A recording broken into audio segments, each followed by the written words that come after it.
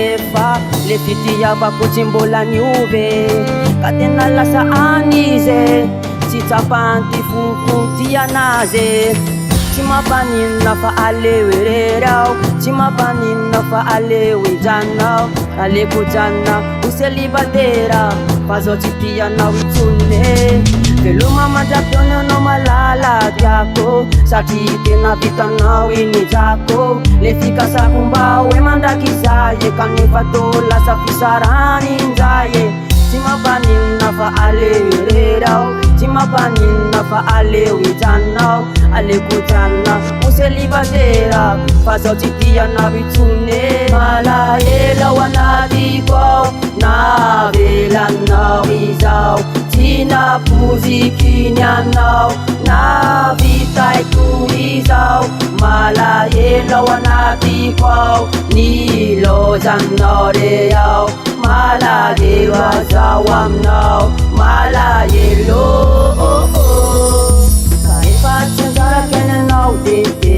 aleo ny fitiavako ifinjahoany hafa fantantaratsika roa irene tsy afaka tohizana fa efa voafafa ka le ovalino tantarany lasa aleny hoafo mba andeho mpanjinna fa ny atsika efa tantara vitatsinna ka le ovalina ho tonofo iririnna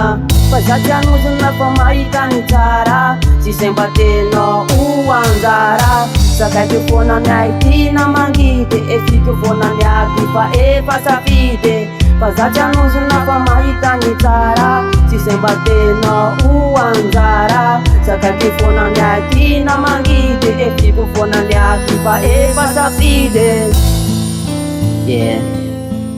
tsy fantatrao fa zany le tena ty tsy manino e zay zany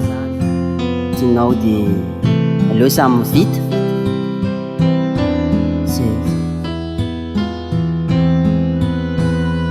malahelo ao anatiko ao navelanao izao tsy napozikiny anao navitaiko izao malahelo ao anatiko ao nilozanao re ao malahelo azao aminao malahelo